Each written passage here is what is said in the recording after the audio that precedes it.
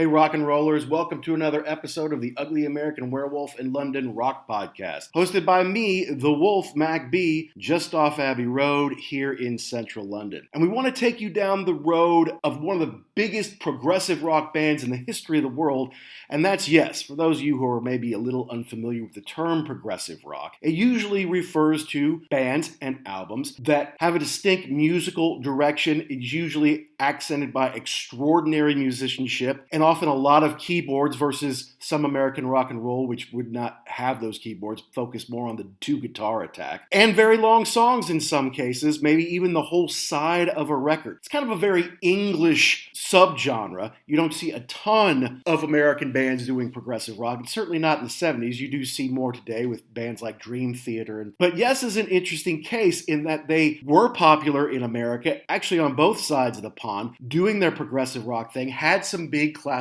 rock signal. Then they got into the more progressive, long, sometimes whole side of a record songs in the 70s, went through a lot of lineup changes, and then in the 80s kind of hit the pop big time with Owner of a Lonely Heart. Now, in my opinion, in America at least, there are kind of three kinds of Yes fans or people who know about Yes. There's the kind who only know Owner of a Lonely Heart because that hit the radio, was huge on MTV in 1983, and that's really the only Yes song they know. Then there's a much wider swath of people who know them from Roundabout and Long Distance Runaround and some of the other hits they had through the 70s, plus Owner of a Lonely Heart. And then there's the big fans, the ones who followed them all through the years, love the progressive bits, love the 24-minute songs, and just love their amazing sound. Led primarily by Chris Squire on the bass, and either Alan White or Bill Bruford on the drums. Generally speaking, John Anderson on lead vocals, and mostly Steve Howe on guitar, with a host of amazing keyboard players over the year, like Rick Wakeman and Tony Kaye and Jeff Downs. So today, we're going to explore it from our perspective. We grew up in the 80s. We're big into MTV. Our first exposure to Yes was Owner of a Lonely Heart. But to many hardcore Yes fans, that's not a Yes album. That's a sellout song. And I understand that. But this was our first exposure to them. And maybe, yes, we've also heard Roundabout. We've heard I've Seen All Good People. But we didn't know the deep cut album tracks, which is really the essence of Yes. When they tour now, they might play a whole album in its entirety from start to finish, including some songs that are themselves 20, 21, 24 minutes long. This is what their long-term appeal has been to their hardcore fans. And I think that now, as we're older, we can examine this music with different ears, a different psyche, and a better understanding of its place in the world. And so that's our goal here today, is kind of tell you our own personal journey for Yes, but try to get those casual fans, those fans who don't know them very well or only know them from Owner of a Lonely Heart, to take another look, to take a deeper dive and see what you think, because there's some amazing musicianship, some amazing songs on here, amazing songs throughout their catalog, and all sorts of great musicians who are there to make it. Now, as usual, we want you to follow us on Twitter at ugly_werewolf and at actionjack72, and check out all past episodes at www.uglyamericanwerewolf.libsyn.com. But for now, on episode 20, listen to me in action talk about how we've discovered Yes and how it's made an imprint on our lives here on The Wolf.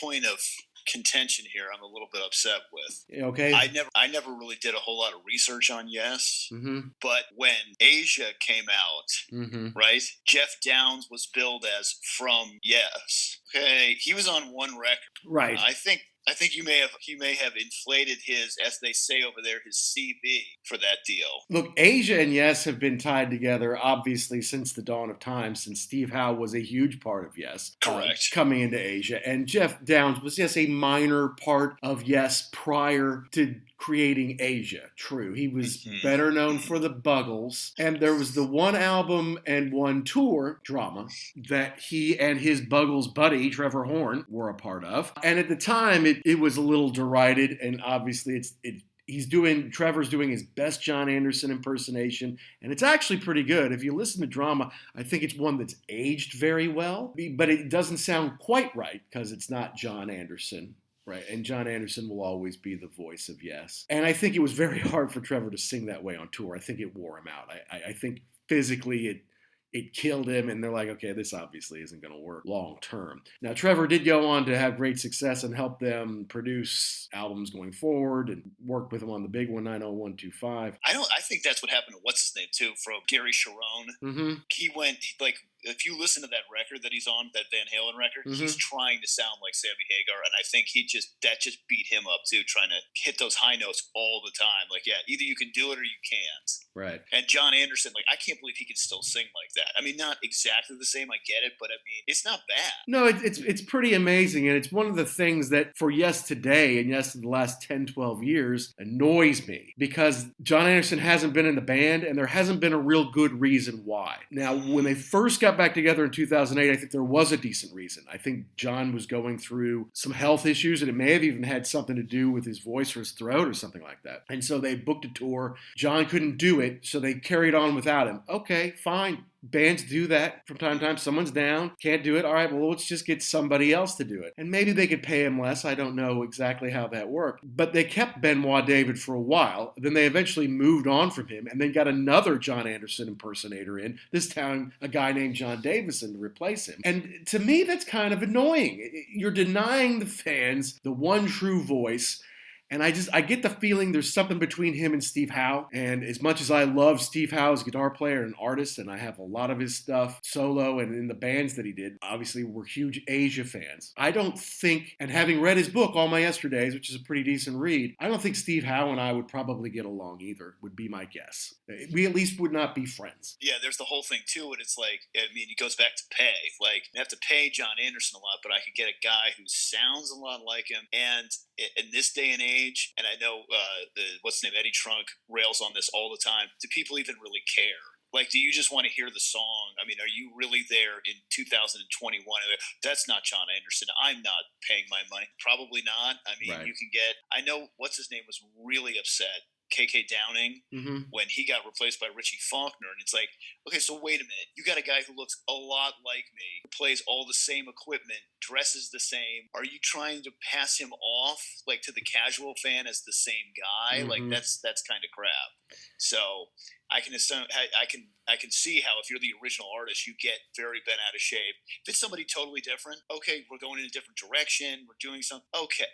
You're not doing any of those things. You're trying to pass somebody else off as me. I don't like it. Yeah, and obviously then John Anderson went out and did Anderson, Rabin, and Wakeman. Actually, it's called Yes, featuring John Anderson, Trevor Rabin, and Rick Wakeman. They didn't really make any new music, but they did a live album, Live at the Apollo. And they figured, hey, I've got a right to this name, too. And I think the fans have a right to hear John Anderson sing it for sure. And Rick Wakeman, you can't say he was the only great keyboard player in Yes. But I feel like if you could pick one lineup of 5 people, Rick Wakeman would be on most everybody's list, certainly the majority of people's list. So let's talk, I mean, look, Yes jumped around. They had as many people as Spinal Tap had in their band over the years, right?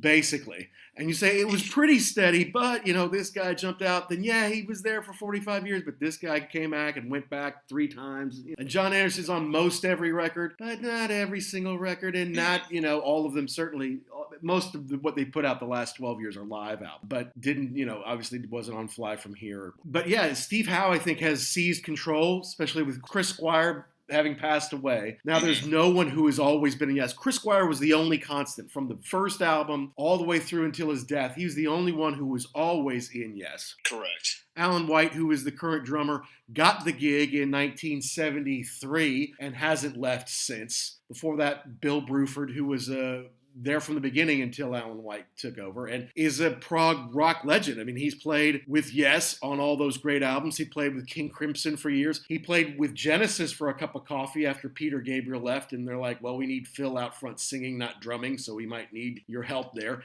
He played in a British act called UK, which is kind of a prog pop thing, with John Wetton, of course, of Asia fame, and King Crimson. So all these guys know each other. They've kind of played around in all of their bands together at one point or another, it seems. And then Steve Howe, of course, came in after Peter Banks, after the first two. So his first was the Yes album, made in 71. And then they did Fragile, which was big for them. Yeah, to me, I think, like, if you're talking about, like, classic Yes, it starts with Fragile. I mean, I know they had records before that, but, like, that was really the one where I think they hit it into overdrive to what they wanted to do, and to be the band that you think of in the classic rock era. I mean, they had the two big hits on it, Roundabout and Long Distance Runaround is a phenomenal song. Like, it's great. It's well put together. Anderson, that's John Anderson right there. When you think of, like, the classic vocals, man, is that a good song. It really is. And of course, we've talked about this before, how somehow now, as we've gotten older, the bass seems to stick out more and it's easier to pick out more. And I've come to respect bassists a lot more.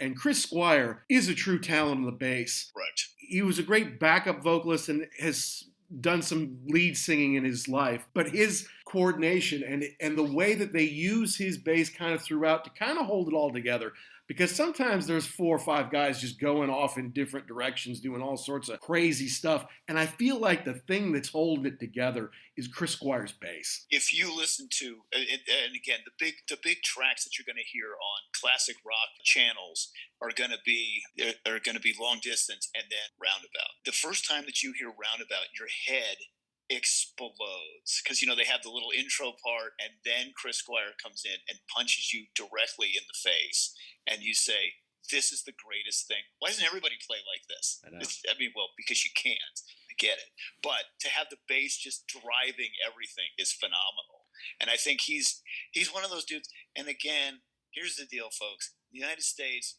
we're idiots. We like Happy Meals and ordering food out of a clown's mouth. The level of musicianship and the depth of this is just phenomenal. And you're right. When we were younger, we're like, but now that you can really get into it, it's great.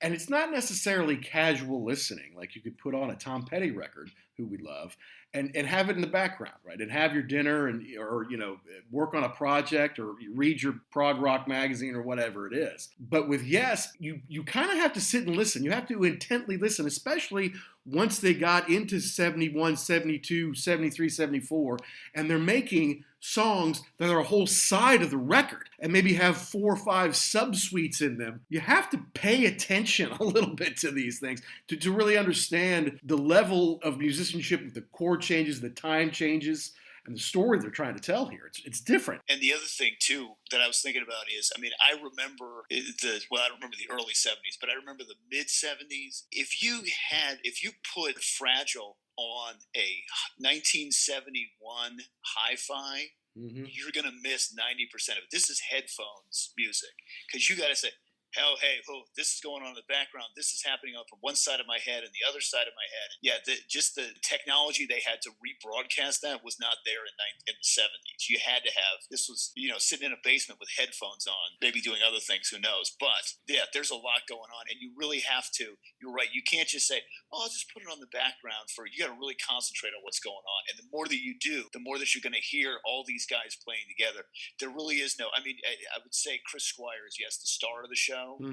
But there's a lot of stuff going on. Everybody's jumping in and out, and the drum part really goes well with that. These guys are phenomenal. Well, that's right. It's always been a musician's band. You have to have certain chops to even try out for this band. I mean, when Rick Wakeman left in 74 and they needed to replace him, they eventually got Patrick Moraz from Switzerland. One of the people they auditioned was Vangelis, the composer, the Greek player who is amazing. He's done all sorts of soundtracks. If you can get the original Blade Runner deluxe 3 CD soundtrack, I highly recommend picking that up.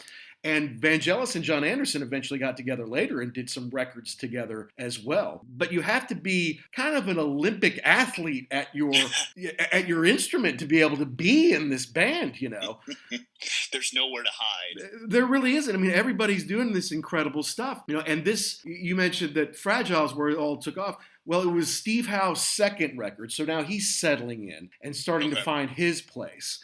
And it's Rick Wakeman's first record with the band, which again, to me, those 5, well, I don't know, for me, it's John Anderson obviously is the singer, Chris Squire obviously is the bass player, Steve Howe, it's fairly obvious to me, is the guitarist, the most classic guitarist, and yes, been on the most classic records. And then it's Rick Wakeman would be the keyboard player. Bill Bruford and Alan White are a little different, but and I'm not going to necessarily pick one over the other. Obviously, Alan's tenure was a lot longer than Bill's, but Bill was still here on Fragile. He would make it also onto Close to the Edge, which was the next one. And then Alan White would come in for the double Tales for Topographic Oceans, which is an amazing time to try to join a band. You make 4 songs on 4 sides of a record. It's unbelievable, you know. It's crazy. But so now we're kind of in this place. They're young. They've got some momentum. You know, the Yes album did well. Fragile is a big one. And then Close to the Edge does very well also. But to me, I think you're right. Fragile also has The South Side of the Sky and Heart of the Sunrise, which are maybe not big radio hits, but they're big Yes catalog hits. Yeah.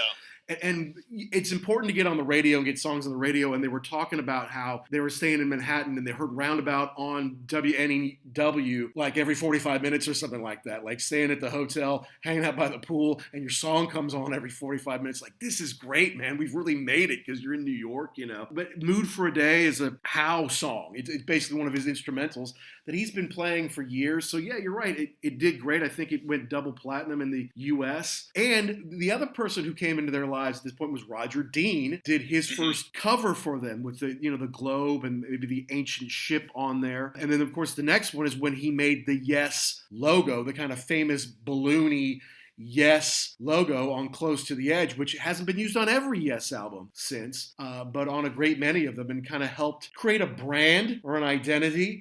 But certainly the artwork is something that goes along very closely with some of the mood and some of the themes of their music. And I think it's kind of cool too, because if you're a Yes fan and you're looking forward to it's the whole package. Like, you want to see obviously you want to hear the music, but you want to see what Roger Dean does with the artwork. And it's one of those deals that can almost be a standalone. I mean, I've said it before and I'll say it again. I don't like album covers with just a photo of the band. Me neither. That's kind of weak. But when you have this whole other thing, kind of like, Iron Maiden has their own, right. Eddie, what's it going to be this time? That's same right. thing. It's in that same vein. And Roger Dean has a very, even if you hadn't seen it before, and even if it wasn't a Yes cover, you could look at it and say, that's a Roger Dean piece of art. He's very distinctive. That's right. And he worked with a lot of bands. Obviously, he's very instrumental to Asia's records over the years. Uriah Heep used him for some things. Steve Howe used him for his first solo record. Steve Hackett has used him. There's a great album cover by, it's kind of a African fusion band called Osabisa that has the flying elephants on it that's just amazing.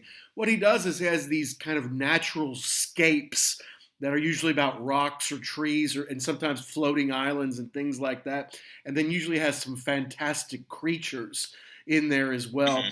It's very colorful, otherworldly, kind of like ancient Avatar kind of stuff. Avatar, the movie, that is. I think it's really neat, and you're right. It's part of, I want to see what the next album is. I will always look at a Yes cover. I will not buy all of their live albums because they'll basically make one on every tour now, and that's fine. They should do that. I always want to see what the covers look like because Roger Dean is amazing. I actually have an autographed book of his that has not only all of his album covers, but a lot of just stuff he's done artistically, and he's actually designed some odd little hobbit homes and things like that into architecture, which is kind of neat. But it's all part of them finding their identity. Yeah, and I think that's all. That's a part of it too. And there is a sense of continuity and a sense of safety when it goes from one to the other. There's just a sense of it. One goes to the other. It's you look forward to it, and you can actually put them up, like you said. Even the albums that you don't love to listen to, you can still look at the artwork and say, okay, cool. Roger Dean knocked it out of the park again. And then you kind of had a little bit of, I don't want to say weirdness, but a little like blurring of the lines because, Asia, if you didn't know anything about Asia, no clue who they were, you put that up and you're like, hey, that's a Yes record. Well, no, not really, because here's the deal. And the same with Anderson, Bruford, Wakeman, and Howe. You look at that, hey, that's... I count that as a Yes record. Yeah, I mean, I think in the catalog, it has the next number after, correct. It's 90126. Right, exactly. Yeah. And I think the only reason, in fact, I know the only reason that wasn't a Yes record was Chris Squire said, no. No Chris Squire equals no yes. Well, So we'll nice get into day. that. I mean, they Okay. eventually broke into two camps. I mean, that's what happens when you have, and it's great that if you've got 5 people who can contribute to songs, 5 writers in the band, you can create some great stuff. It can create a lot of push and pull, and it can eventually create some tension. Yes, Rick Wakeman was a great addition, but by the time they did Tales from Topographic Oceans, like, guys, we just did like 4 20-minute songs. This is ridiculous. Close to the Edge was a whole side. We got to start thinking shorter here. We can make more concise statements. And I think in a very English and a very yes way, they say, okay, well, next up, it's like, you're not on with the program. We'll get someone who is. And then Rick went out and did a lot of solo albums. And then Patrick Moraz came in and they did Relayer. Again, Gates of Delirium is 21 minutes or something like that. The whole side A, it's crazy. I was going to say, hey, Rick, if you didn't like Tales from the Topographic Ocean, you weren't going to be real happy with Relayer. Yeah, and then Relayer. So now you've made 2 records, 1 a double record. So basically 3 records in 2 years, and you've only written 7 songs on those 3 records. That's insane, man. But then in 75 and 76, they all went and made solo records. I mean, Wakeman was already doing it. John Anderson made a solo record. Steve Howe did Beginnings. Even Alan White made a solo record. He's the drummer, So there's a lot of talent in this band, but it also means you've got other opportunities. And if the band ship isn't going the direction you want to go, there can be changes. Yeah, and I remember the first time I ever got my hands on a copy of Tales from the Topographic Ocean, just looking at it saying, wait a minute, and this was on CD. There's 2 CDs and 4 songs. How is this this doesn't even make sense. Like, it was hard for my brain to wrap around, like, who would listen to this? Well, you would listen to it if you want to hear, again, excellent musicianship. If you're looking for a single track, keep moving, Jack, because this isn't good. This isn't for you. Well, that's right. And sometimes they can pull a single out of it. Like the single Soon kind of came out of the last 6 minutes. They cut up into like a 4-minute song from Gates of Delirium. So you can take single-ish songs out of there, and they could just play some of that if they want to. But yeah, it's nuts. And the thing is, on Tales from Top, it's like, because Close to the Edge had like 4 or 5 parts to it, right? Some of these songs, yes, they're 20 minutes long or they're 15 minutes long, but it is part 1, Chord of the Sea, part 2. This is the epic, that kind of thing. On Tales from Topographic Oceans, I think they all had a second name, but it was all just one 20-minute song on every side. Correct. It's like crazy. Well, okay, so, and then, eventually they all kind of wised up. Patrick Moraz left, Rick Wakeman came back in, and they did on Going for the One in Tormato make some changes and try to get some. Now, they still did some big, very long songs, but they did try to shorten some up and doing stuff like Wondrous Stories and some stuff that's, kind of pretty and nice that maybe you could get on the radio was a bit of a change for them. But it eventually led to more breakdown. And, for Tormato, Rick was like, because he left again after that so they could make drama with the Buggles instead of him and John Anderson. He left again. He's like, we had good music, but it was poorly produced and the artwork sucked, because he didn't like the Tormato cover, which I think was Hypnosis. I think Hypnosis, who did a lot of Pink Floyd records, did that and Going for the One. It could be. It looks very Pink Floyd-y-esque. If they didn't do it, they were ripping off Pink Floyd, whoever did do it. Let's put it that way. Right, yeah. But no, not Roger Dean, a total departure. So again, if you're a big Yes fan, or hey, this isn't what I was thinking of, but this isn't what I wanted. And you mentioned pictures of the band. There is a picture of the band on the back of Tormato. And it's taken on Primrose Hill, which is where I walk the dog. It's where I let him run free. And it's got a great view of central London from the top of the hill up there. It's awesome. Back cover's fine. Yeah. Once you get off the front cover, you can do whatever you want. I just think it's a little something. And then we talked about Drama, which came out in 1980 with the 2 new members, Trevor Horn and Jeff Downes from the Buggles. Didn't really work out. I think the albums aged well. But then in 1983, we get to the breakout. It's kind of the album that makes it. Rick Wakeman, in later years, 25 years later, even though he did not play on 90125, says it's the one that's allowed the band to keep going. In all its forms and all its incarnations, because they did that, and even though they don't always play songs from there, because they are such an album-oriented band, in the last 15 or 12 years, they've done a lot of, okay, we're going to do Drama, we're going to do Relayer, which is what they were supposed to do last year and this year, and now hopefully next year at Royal Albert Hall when I've got tickets to see them. But they'll do these albums all together. They'll do all of Fragile. They'll do half of Topographic Oceans, things like that. But because of the worldwide success and the huge hit with Owner of a Lone Lonely Heart. It has allowed the band to continue to go on. Now, I want to focus on this period for a bit because it is how you and I were basically introduced to Yes. As kids in 1983, when I was 10 and you were 10 and you were turning 11, we didn't know all the old records. Yeah, I'd never heard of Yes before. I mean, they were like, it was one of those deals where like they came out and it was like, well, who are these guys? Well, they've been around for a while. They were okay, cool. But I went back and listened to this a couple of times. This is a very solid rock record. They had like 4 singles at least off of this. Owner of a Lonely Heart was the big one. That was the big one on MTV. But they had a lot of stuff on here, and it's all tight, compact stuff from that era. And really, like when you go back and listen to the original stuff, it's Chris Squire driving the bus, right? Right. This now is more into your rock riff, guitar leads. It's not the Yes from years past. But you're right. This was our introduction, and so this, and you're right also, this is what allowed them to keep going, because you can always pull Owner of everybody knows that track. Everybody. Probably one of the most iconic intros. You know, you get the drum and then right into that guitar riff. And you don't. Steve Howe obviously plays chords, but he doesn't hit those big kind of heavy power chords. Most of what he does is very intricate. He likes to hit triplets and hit things 1 octave, 2 octave, 3 octaves. It's kind of his signature to do something like that. He's done it throughout his career. Whereas Trevor Rabin comes in, and he's more of a rock guy. And he looks like more of a rock star, too. No offense, but most of the guys in Yes are not the kind of guys you put on Tiger Beat magazine. Yeah. But Trevor Rabin is good looking, and he's tan, unlike the English guys. Trevor Rabin is South African.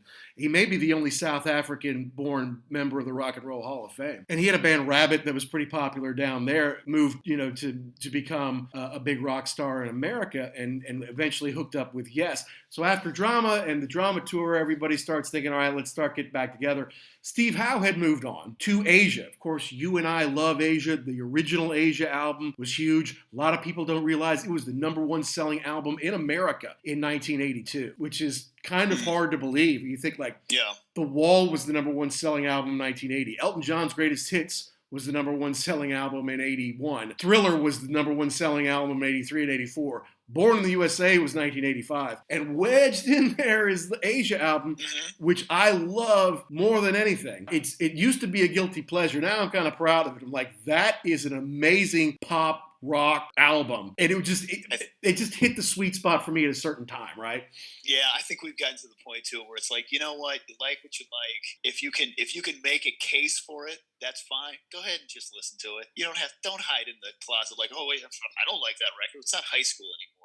Right. Say it loud and proud. But to the point, I mean, Asia, that was a big hit. That took off. They did huge sales of that record.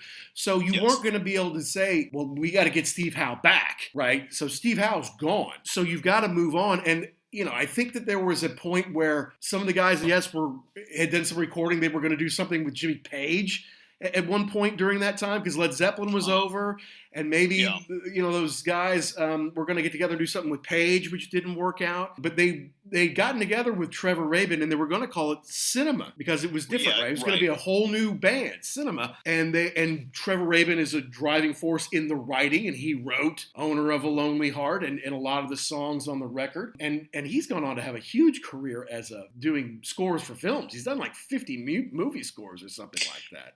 Yeah, and I think if you go back to listen to this record too, he does some of the lead vocals. He's not a bad vocalist. I mean, he's not John Anderson, but I mean, when you pair him with Anderson, that's a pretty good 1-2 punch. You're right. I agree with that. And it beefed up their singing. Chris Squire and Steve Howe kind of singing back up behind John is one thing. But Trevor is a lead singer in his own right. Mm-hmm. And the two of them together are good. But then, yes, he can sing lead on his own. And I want to talk a little bit more about that later, because I do think that caused some interesting dynamics in the band later. But, back to that. So they wrote some great songs. They got Tony Kaye back in. Tony Kaye, who'd been on the first 3 albums.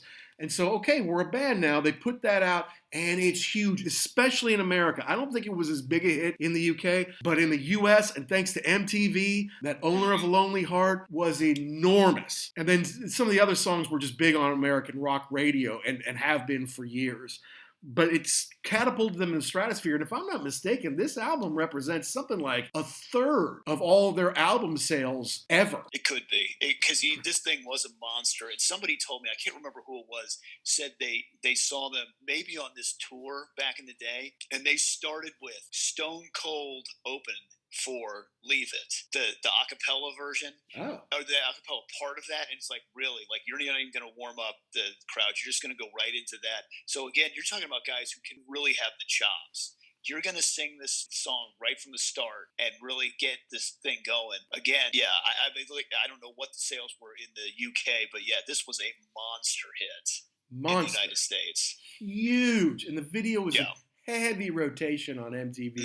All the time. And they toured off it for a long time and did great there. And meanwhile, Asia came out with Alpha and had the big Don't Cry song and video and some more. So, you kind of have two camps, and they both do very well, so they've hit MTV. And again, we talk about how a big influence MTV was for us until it kind of went away in the mid 90s. MTV was the national jukebox. And I remember kids who didn't have MTV at home, or maybe their parents didn't let them watch it. If they came to your house, that's all we were probably going to do, right? It's like, you want to go out and play? No, man, you've got MTV. Let's watch for an hour, Yeah, an hour. 3. Oh yeah, I remember when we first got cable. Like it was, you were not to watch this. Okay, do not watch MTV. Okay, I'm going to the store. Okay, time to watch MTV. Right.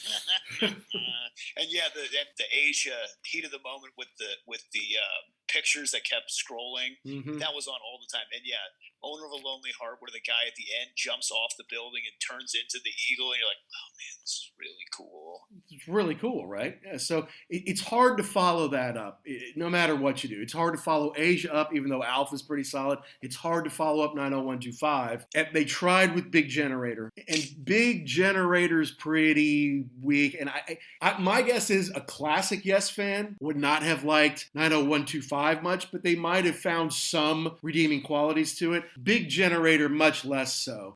And there's Shoot High, Aim Low, not a bad song. And Trevor's voice is cool in it, but I don't know that it's a Yes song, right? Yeah, right. Yeah, I think at that point in time, it pretty much was the Trevor Rabin band, and so he's putting stuff in it. And you're right. I think that, and we had talked about this previous to the show, but if in 1983, if you were 20 something, maybe 30 something, and you're like, oh, the new Yes record is coming out, 90125, interesting. Well, okay, no Roger Dean on the cover here, but okay, we'll give it a spin. What is this? Mm-hmm. This is terrible. You sold out and became a rock. Oh, you're the worst. But then you got this whole army of new fans who, if you would go back and now you listen to, like somebody who is a big fan of 90125 is not going to listen to Tales from the Topographic Ocean. They're going to say, what? So you kind of had this weird in-between, living in two worlds. Right, and there is a song from Big Generator called Love Will Find a Way, and it was a single, and they released a video for it. It's a song I sing to my daughter because it's kind of nice. It's actually kind of a pretty song, but I don't see it as a Yes song. And it has some gimmicks in it. It has Squire pulling out the harmonica in part of it. And I'm like, if you were a big Yes fan, you'd be like, what the hell is this crap? And and they're wearing these ridiculous 80s outfits, and that the record company's like, get Trevor to sing, right? Because not only is he writing the songs, and the record company tends to follow the talent, right? Who's making the music? He's writing it. Okay, let's get behind him. But he's also good looking. He's photogenic. And by that point in the 80s, you had to be good looking to get on TV, Correct. You had to have someone stand out. And John Anderson, I'm not saying he's not good looking. He's kind of a hobbit. I mean, his bandmates call him Napoleon, both because of the way he autocratically tells them what to do and because he's maybe 5 feet tall. Too bad Ronnie James Dio died. It would be a great celebrity boxing match between those two. But yeah, so I'm sure the record company's like, put Trevor Rabin out. Which songs does Trevor sing on? That's the single, because we'll make a video out of that. And I think eventually John Anderson's like, I'm the singer, but I'm not singing, like, what do I do? And they hand him a guitar, kind of like, Roger Daltrey plays a guitar during Eminence Front because Pete's singing it, right? So that's always a weird deal when you're like, okay, now I can't just stand there and snap my fingers, so I got to do something. And it's like, okay, is that even on? What are you doing back there? Which led him to say, okay, that's enough of that. And then they went out and did Anderson, Bruford, Wakeman, and Howe just a couple years later and then basically the two camps have formed. There was Steve Howe, and they recruited John Anderson, got Rick Wakeman back, and got Bill Bruford back, who hadn't been, there in a long time, more than 15 years or so. Meanwhile, the band, so they're Yes, mainly based in England. And then there's Yes West with Chris Squire, who had never left, Alan White, who has never left ever since he joined. They had Trevor Rabin, and they had Tony Kaye back. They were trying to work on an album. So Anderson, Bruford, Wakeman, and Howe comes out. It's actually pretty good. Brother of Mine, I think, is a very good Yes song, and they did a tour called An Evening of Yes Music Plus, where obviously they would play a lot of Yes, and they would play stuff from their solo records and stuff from that record. And then when they were working on a new record, they were having a hard time. The Yes West camp was having a hard time too. But John Anderson's buddies with Trevor Rabin, he's like, can you give me, I needed some songs. We're having a hard time coming up with some songs. So Trevor Rabin said, well, here's 3 songs, you can have one. John Anderson listens to them. He likes them all. He's like, I want all 3. He's like, well, you can't have all 3 because I'm trying to make our Yes record over here. And by the way, we kind of want you to sing on it, right? Because that's really all we're missing. And then eventually the record company got involved and said, why don't you just combine? Why don't you just become one big amalgamated Yes? Which created quite possibly the best and most interesting Yes tour of all time, and quite possibly the worst Yes album ever. I was going to say, that's just, I'm sure in somebody's mind, sitting around at Capitol Records or whatever in Los Angeles, they were like, this is going to work. There's no way this was going to work. What's wrong with you? Because again, there's just too many egos. There's too many things. There's too many moving parts in a band where it doesn't really sound to me like there's anybody that's just kind of like the follower person. Like everybody's got something to say. No, this was never going to work. Right. Well, so the album was basically cobbled together, right? You had 4 or 5 songs from one camp, 4 or 5 songs from the other. They never all got together and played on any one song. Which, by the way, I want to, because I remember when this thing came out, and they kind of marketed it that way. They kind of made you believe that they were all working together, but you're right. Not even close. I don't even think they were in the same country making this record. No, all they have in common is that John Anderson sings on all the songs, basically. Right. Trevor may sing lead, and John does some backup on one of them. I haven't listened to it in so long because it's just not that good. And it's 2 different bands pieced together, so it doesn't make sense to me. But now the tour was great, and most of the members of the band took that as it was a lot of fun because you had to kind of fit in different places. You could play along with someone else who plays your same instrument, which usually is not the case. And for most of them, they consider that a big victory. And of course, the tour was successful financially, and they did it mostly in the round on like a rotating stage, which is pretty neat. The video I've seen is actually kind of similar to when we saw Metallica, where it was supposed to be in the round, but the place was so small they had to jam it into the corner. The video of Union that's most popular from someplace in Florida, maybe Miami or Sunrise, something like that, they kind of had it jammed on one side at the end maybe. And so you didn't really get the full effect. But one person who I don't think liked it was Steve Howe. And he said it a little bit about it in his book, All My Yesterdays, how he'd be playing something, a classic old Yes song, something from Close to the Edge or something like that. And then Trevor would come in and play something else. He's like, whoa, there's not another guitar on that. You're not supposed to be playing there.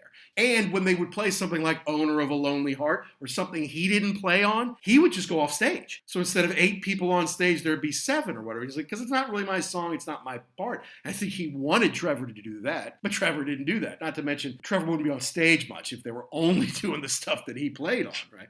Correct, yeah. And like you said, at this point in time, they were pretty much marketing Rabin as maybe not the key to the whole thing, but a very big part of this. So yeah, if you had him walking off stage, what's going on here? Right, and so after they got into the Rock and Roll Hall of Fame, John Anderson's like, yeah, man, we should tour. We can all tour. And Steve Howe's like, nope, we didn't discuss that. We didn't agree to that. And I think he is adamant about not playing with Trevor Rabin again. And I think he's got some kind of a beef with John Anderson, because otherwise there's no point in John Anderson not being in Yes for the last 13 years or whatever it's been. And they're all very English, so they don't talk about it. It's very downplayed. And so, old things become big over time and blah, blah, blah. But to me, it's a travesty that for the last 10, 12 years, you've not been able to see John Anderson in Yes.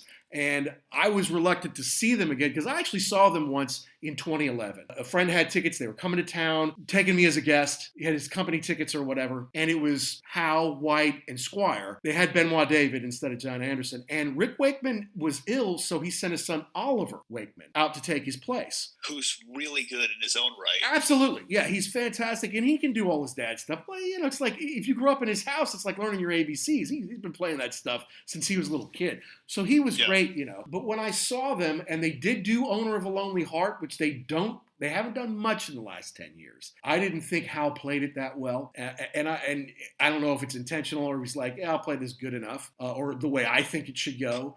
But it's like, this was the biggest hit the band ever had, easily.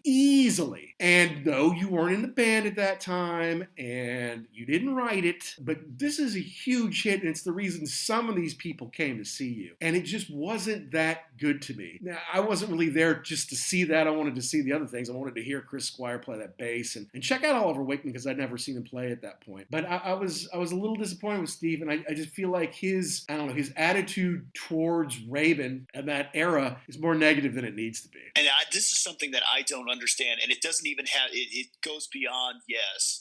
At some point in time, you have to understand this is a product. You're selling someone a product, and at a certain point in time, you have to say, you know what? I might not like person A, person B. I don't really like this song, but for the greater good of the people who buy these records and who come to these tours, okay, maybe Owner of a Lonely Heart isn't my song, and I didn't write it, but you know what? If people want to hear it, I'm going to play it to the best of my ability.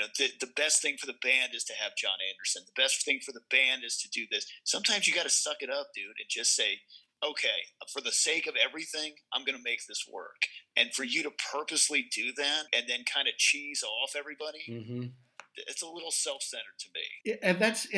And I don't know what the relationship is. I don't know. And I know Chris Squire and John Anderson used to butt heads quite a bit. But now that Chris Squire is gone, if that was really a thing, there'd be no reason not to bring John Anderson back. So it's got to be something with Steve Howe. Right. And I don't get it, But I mean, Union was kind of the last cultural, I would say, on a major level, cultural high point for Yes, in that it got a lot of press. And the tour was really interesting, and it did well. Eventually, the 90125 Big Generator crew got back together to do Talk, which doesn't have much on it. And then not long after that, the kind of classic lineup with Rick Wakeman and Steve Howe came back, did some tours, did a little bit of album. Then Rick left again. They had a few lineup changes. Then Rick came back from like 2003 and 4, and they did some great kind of Yes reunion shows, like 35th anniversary shows. They had big sets. Look at Songs from Songus, and some of the live albums that they did from that time are really great. They had Roger Dean created like balloons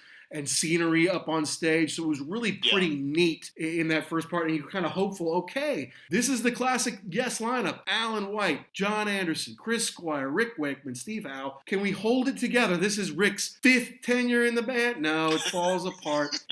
Yes stops for 4 years. Then when they come back, they're without John Anderson. They get Oliver Wakeman for a while, but Rick Wakeman never comes back because John Anderson never comes back. Then Chris Squire dies, and now, I don't know, I'm not going next year. Tried to go last year, wanted to go this year. I'm not going to see This Is the Best Yes Ever. I'm going to see Yes play in Royal Albert Hall, an amazing historic venue. It's a huge theater. It's like a 5,200 seater, so it's either an enormous theater or a tiny arena, however you want to look at it. But get to see them play some classic, amazing stuff. You know that they opened for Cream on their farewell concert there more than 50 years ago. Yes was the opening act on the Cream farewell concert at Royal Albert Hall. That's pretty cool. That's something that you can't. I think the kind of the problem now that I'm thinking about this is that there was really never a solid lineup. Like they kind of had a classic lineup for a while, but and part of it has to do with how long they've been around. But you're right, with everybody just popping in, popping out, you don't know who's there anymore. And, oh, wait a minute, on this record, this guy was on here.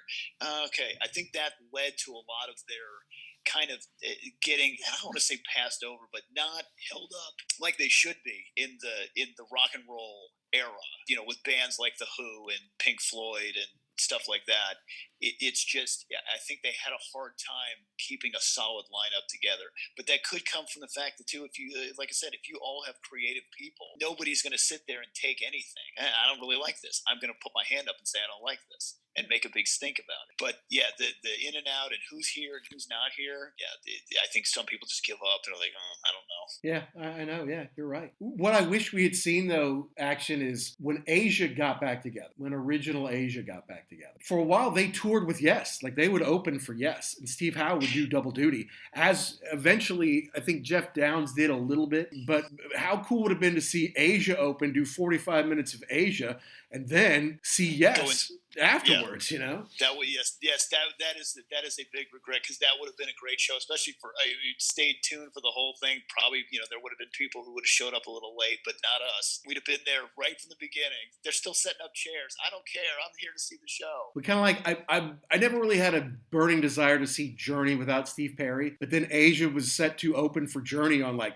60 dates or something like that. So I'm like, okay, I'll go see Journey, and I get to see original Asia one more time, And then John Wetton died right before that tour, and then it's like, okay, Steve Howe's like, you know what? I can't do both. I can't do Yes and Asia anymore. It's just too hard. I'm too old.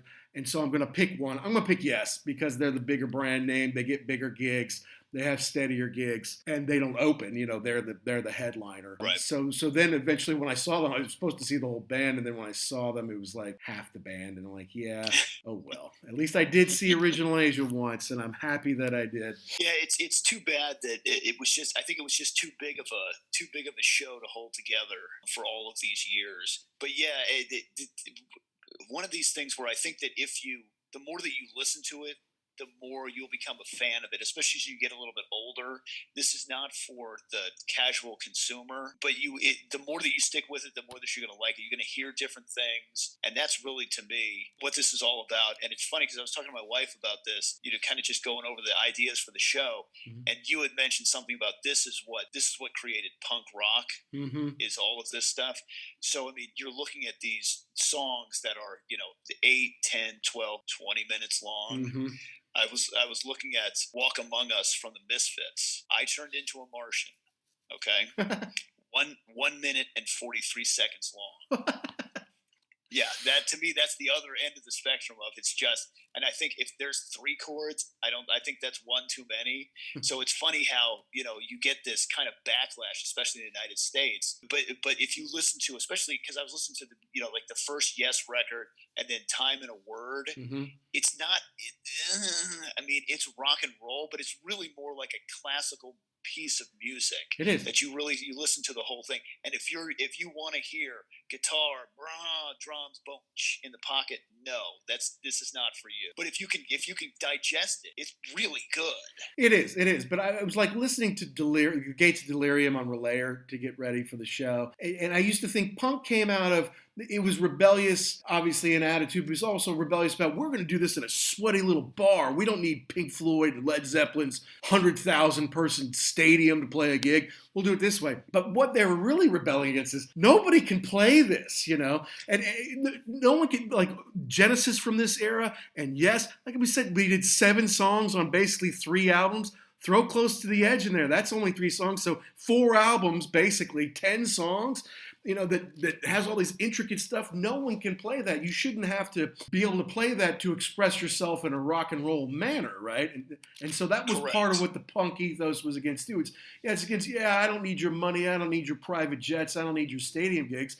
But it's also like, I don't need 20 minutes of 7/8 time and everything else. I just need to get out there and scream at how I can't find a job and hate my parents and, whatever else ails the teenager. And the thing is too, for the person who's 13 years old, are you going to sit there and play Relayer? No, you're not.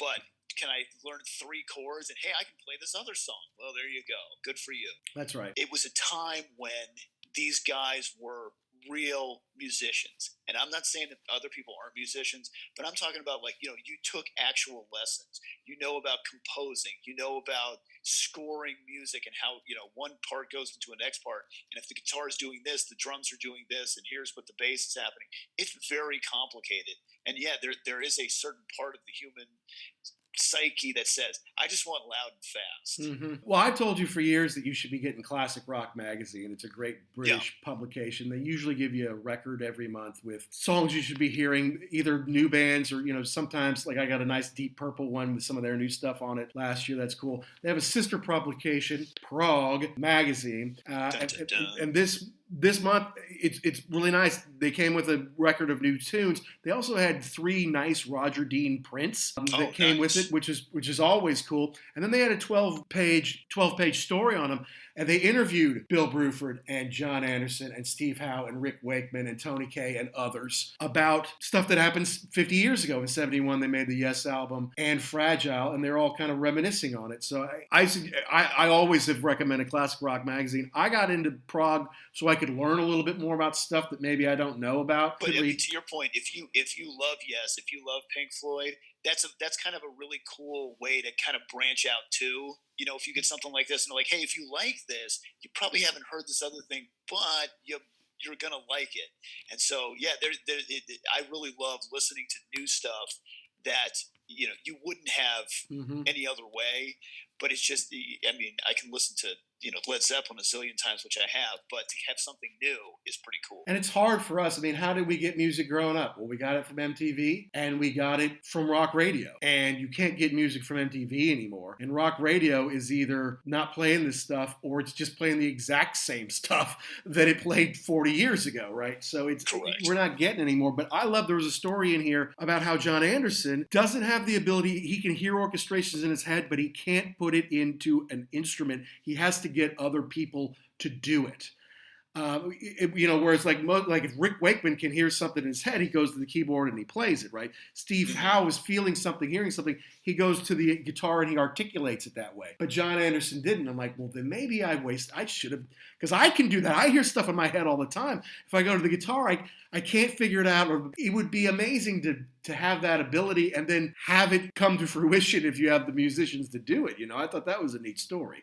It really is. And I could do that forever. I can listen to people like, I can't do this. So how do you do it? And the story is never the same twice. Wakeman had been with a band called the Straubs before he came into Yes. In fact, they opened for Yes, I think, on some tour. And that's how they got to know him a little bit. The Straubs actually are still going in some incarnation in the UK, if I'm not mistaken. But he's like, the main guy would come in basically with the song, and then we would all arrange around it. Like I put my keyboard around whatever he wrote or whatever. Whereas in Yes, it would be like Chris Squire said, well, I've got this. And it would be, something like that. And then, okay, well, what can you put in there? Like, well, I can put this in. Like, I got this thing that goes like this. What do we have? He goes, and it was collaborative. It was fun. And he talked about his first rehearsal. They did 60% of Heart of the Sunrise in like an hour or something. Like, man, that was fun. It was kind of cool. We all kind of get together and add our stuff. And, as long as you can keep that going with creative people, that's why going back and listening to this stuff now with older ears and with time is really amazing. And I have a lot of respect for all the different men who played on these Yes records. I am hopeful to see Yes one more time in Royal Albert Hall, obviously, if it happens. Or if I can go, it's in June of next year. There's a distinct possibility I won't live here at that point. But if I do get to go, you'll hear all about it here on the podcast, I'm sure. So that's our take on Yes, an incredibly talented band that has persevered over the years, made dozens of records, lots of live albums, big tours, and yes, a lot of lineup changes, which maybe led to some fans tuning out at different points over the years. But for Americans who were introduced to the band in the 80s during Owner of a Lonely Heart time, it's great to be able to go back and find this incredible music and understand more about these extraordinary musicians who made it. You can't knock the results. Over 40 million records sold and still touring to this day. Yes, they've had breakups. Yes, there have been a couple different incarnations, sometimes competing incarnations, but you can't deny the talent and the amazing musicianship that they've laid down over the years. And I hope that this helps the more casual fans think about taking a harder look, especially those who are like me in action, grew up in the 80s, got exposed to the 90125 lineup and songs, but then were able to go back and find